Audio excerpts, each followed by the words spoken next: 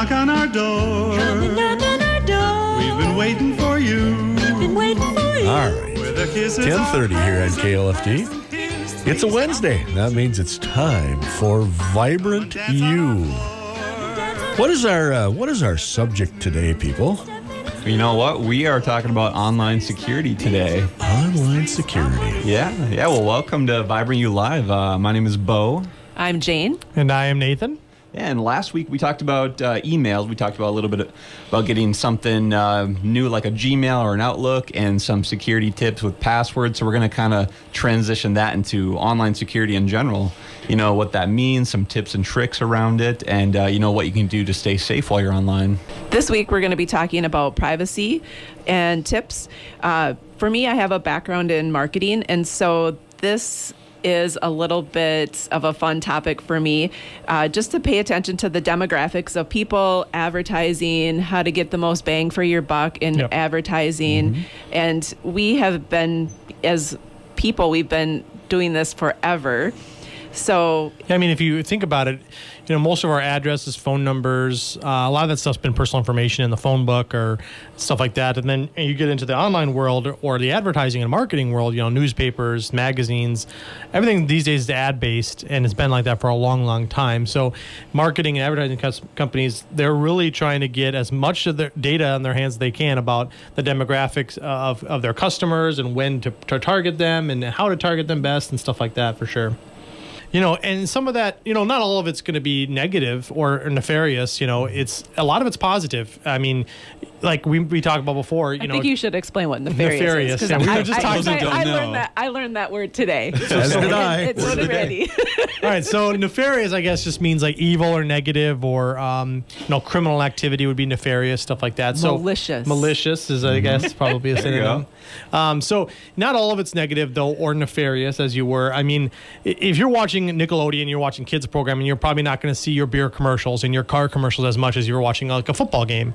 A lot of that's designed for a reason. You know, they've done research and marketing to figure out who's watching certain programs, what kind of advertisements work during those programs. When you take that into like the online world, it's magnified that much more, because we are, all of us, so many of us are connected to social media and doing Google searches for certain products, something like that. I mean, I'm sure almost everybody can now say, well, I did a Google search for one product one time, and then every time I went on social media or something, I would see advertisements for that product. And sometimes, I know me and my wife were just talking about picking up some more diapers for our baby girl. I didn't type it in my phone, but I was talking about it, and then later I was coincidentally getting some diaper ads on my phone. So some of that is, you know, great. It's I convenient. Don't miss that, by the way. Yeah, diapers maybe not, but and some of that's great. I mean, for example, if you have a Netflix account and you watch a lot of action movies, Netflix is going to tailor your programming to what you like and what you watch. Mm-hmm. You know, they're probably not going to give you as many comedies or romance movies if you're mainly watching action, and vice versa. So a lot of that's built to make our lives easier, make our lives better. And so not all of it's negative. You know, like I said, marketing and advertising is such a big, you know, a lot of our entertainment, a lot of our websites and everything are funded by advertising. You know, KLFD, stuff like this is funded by advertising, which is an important part of our life, and information is just kind of built into that. Yeah. We just want to, you know, walk through, you know, what technology can do and how advertising works, and we really just don't want people to be afraid of the technology and, you know, what it can do for us. I think the benefits outweigh the negatives. So, you know, like Nathan was mentioning, from your Netflix recommendations to being able to, you know, video chat with friends and family that maybe don't live near you. You know, maybe 20 years ago you wouldn't have had a chance to talk to someone that lived in a different country. Now you can just do it at the, you know, tip of your fingertips. You have your phone, you have your iPad, you can video chat. And so personally for me, GPS is a big one. I don't think I would be here today without GPS, because I would still be driving around figuring out where I'm going. I don't think I know how to read a map, honestly. I'm not afraid to admit that. So GPS is huge, and just little things like that make our lives easier. You know, technology gives us that benefit. So, you know, don't be afraid of it. It's here to stay, and we want people to be able to take advantage of it to make their lives easier. Right. And at the same time, make sure you're being mindful and you also protect yourself. And there's a line between convenience and privacy. So convenience, we're going to just share an example. Before we got on the air, we were watching Hoda and Jenna, and Susan Lucci was on, and we wanted to find out how old she was. And so Randy grabbed his phone and went up to it and said, Siri, how old is Susan? And how old was she again? She was 76. 76. Does not look 76, but definitely. Her neck does. Yeah. yeah, it does. And then it's just some conveniences for me. I have 2 daughters, and my oldest goes to University of Minnesota Duluth. And right before Christmas, there was that really nasty snowstorm, and I got a phone call from my daughter, and she said, Mom, should I come home or should I wait? And I grabbed my phone, looked up the 511 app. I was able to look from Duluth to Litchfield what the road conditions were. I was able to look at some pictures of what the snowplow had, and I said, go for it. And I also have another app called Life 360, and I was able to watch Hannah, where she was, how fast she was going, making sure she wasn't in the ditch or everything. Now, when parents talk about things like this, they're like, are you kidding me? I would never want to have Life 360 as a kid. You don't even want to know where I was. But, and my other daughter, Lauren, gets a little, this is my privacy. So again, you have to have the fine line there. So do your best to be safe and enjoy the technology. Utilize the tips that we're giving you. Make sure you can look, use research, just like what Randy did on Siri. And the thing for us at work, we've really been paying attention to how to look for malicious attacks. So Meeker Cooperative teaches us to pay attention to email links. Don't click on links. Make sure, if you're really not expecting an email from somebody that is a blast from the past, pay attention to that. Check for typos. That's a huge thing. If somebody is spelling words wrong. And then there's always the urgent action.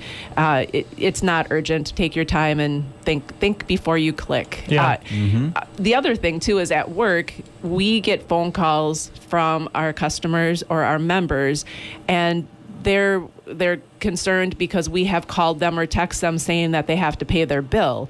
And we just don't shut somebody's power off. We have a process for that. And we just don't shut somebody's internet off. We have a process for that also. So, they're out there, they're trying to get you and your money. And so it's about paying attention and protecting yourself. And again, keeping yourself mindful of that. Yeah, I know. Just some examples. I mean, I got an email from a company called Hulu, which is a streaming provider. I got a random email one day that just said, oh, someone tried to log into your account. Click on this link to change your password or update your password or verify your password, whatever it said. And if I wasn't thinking twice about it, I could have clicked that link, put in my password.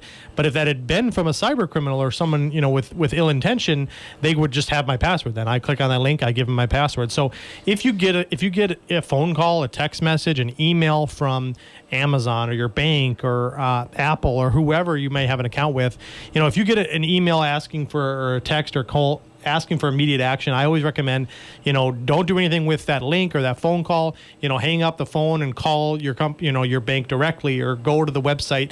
And if you want to change your password, do it there. But be wise and don't click on links, and don't give any personal information right over the phone. That's how people get in trouble. Yeah, I mean, a big one that we've seen is people that get a call from their cell phone company saying, we need your passcode, or you need to pay the bill. And, that's just not best practice, and it's not going to happen where someone's going to call you from Verizon or from T-Mobile to get your password. So just know that, they're never going to ask for that information over the phone, so you can always go into a store. You can call the number directly, like Nathan was saying. And it's just a smart way to go about it, just to make sure you're not risking your personal information getting out there. Right. And there are criminals out there trying to get your information. So some of it is, nefarious. Is that word we learned about earlier? So we just, we always, it seems like almost weekly now, almost daily, we see, you see on the news that so-and-so company got hacked and millions of accounts are compromised or something like that. If you have an account with a bank or some service and you find out they've been hacked, it's always a good idea to maybe log into that service and update your password. So in case your information did get out there, you got a new password out there to make it a little more secure. So keep an eye on stuff like that. Also, we always tell people, don't overshare on social media or on the internet. If you're going to go on a trip for a week, save those pictures and send them when you're back in town. I mean, if you say, oh, today I'm in Hawaii, look at this great picture, well, then you just let everybody on the internet know that you're not at home. Right. So just be mindful. pick me. Exactly. Be mindful. And I think I saw recently too. Don't upload pictures of your front porch that include your address, your street or house number, stuff like that. Just be mindful of stuff that you share on the internet. Don't overshare stuff that the general public doesn't need to know. It's interesting you say that. Todd was selling something online and posted it, and he had when he was selling the car, he left the license plate on there, and this person really wanted this vehicle bad. So they went online and pulled out the DMV information records, and then came to our house. And, we had already sold it, but he came to our house, and that was kind of creepy. Yeah. Yeah, like I said, don't overshare. Post stuff that you only want people to know about for sure. Yeah. Yep. Yeah, and there's different ways to go about security online as well. One thing that we talked about last week regarding emails is passwords, and you just want to make sure that you don't have the same password for all your accounts. Especially the important ones like your banking account, your cell phone account. Make sure that you add maybe some special characters, make it a little bit different. So if someone does get your password, they don't have the password for all your accounts. I know that's not our favorite thing to have that many passwords, but there's a reason for it, and it's important. And just be mindful when you are, browsing online. There are certain websites that aren't secure. What I've done is if I'm going to be ordering something online, I'm like, I don't know if I really trust this site. Maybe that deal looks a little too good to be true and it's not reputable. You can actually Google, is this site safe? And they'll have reviews on it. So I was going to buy a pair of shoes once. I'm like, well, that seems like a really, really good price. And I looked up the website, had like 0 out of 5 stars. And all the comments were like, they stole my money. I never got my product. And I saved myself a headache just by doing that one thing. And, there's more than just that, to keep yourself secure. But that's just one example. Yeah, I'd say do research if you're going to buy a new speaker for home, or you're going to buy a new product. These things, almost everything is connected, which is great. We've talked a lot about the benefits of being connected, but everybody these days has a cell phone in their pocket with Siri or with Google Assistant and all this different stuff. So you can control a lot of that. Some of those settings you can turn off and turn on. You can control some of where your personal information is going.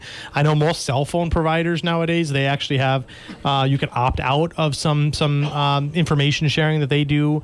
So certainly do research into that stuff. But you certainly do have some control over where your information goes. So do your research. If you're going to download an app on your phone and it's saying that it needs permissions to access, you're downloading a game and all of a sudden it says it needs access to your camera and your call history and all this different stuff, that could be a red flag too, because there are some bad programs you can download without realizing it. So just be aware, do some research, do the extra step, and it'll look into it a little bit. Mm-hmm. You can go onto our website too. We have some of that information there. Yeah, absolutely. So vibrantbroadband.com. If you go under our Vibrant U tab, there's a whole section for online security, and we have some articles and links in there for some just great tips and how-tos and information for you there. Also, one plug here, Kim Commando, Kim Commando with a K. She's got a great website with a lot of information, about all kinds of security, protections for your computers, your cell phones, all that stuff. That's a website I like to look at sometimes just for that information. She has a radio show too. She has her own radio show as well. Yep. So, and then if you have your own ideas for a topic you'd like to talk about here, us to talk about here on KLFD, or you have questions more about how to be secure, how to keep an eye on some of your privacy, or any questions about today's show or any other show, absolutely send us an email. We have an email set up just for that. That's vibrantulive@meeker.coop. That's vibrant, the letter U, LIVE @meeker.coop. Or, as always, if you missed part of today's radio show or want to listen back to a previous episode or make a recommendation to somebody, we do repost these radio shows the next day on our Facebook page. And you get to see us even. And it includes video, for better or worse. Good or bad. So that's Vibrant Broadband on Facebook. You can check us out there. You can also listen to us every Wednesday live here at KLFD at 10:30 in the morning. Yeah, or you can go on our website like Nathan had mentioned. That's vibrantbroadband.com. We have a lot of good information there. Or you can just stop into the office, give us a call, talk to any one of us if you have questions on Vibrant, because, who wouldn't want to be Vibrant? And we also want to thank KLFD for having us. Thanks, Randy. And thank you for listening. Again, I'm Bo. I'm Jane. And I'm Nathan. And this has been Vibrant U Live.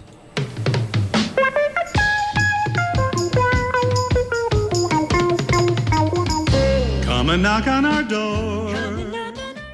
Vibrant Broadband. It's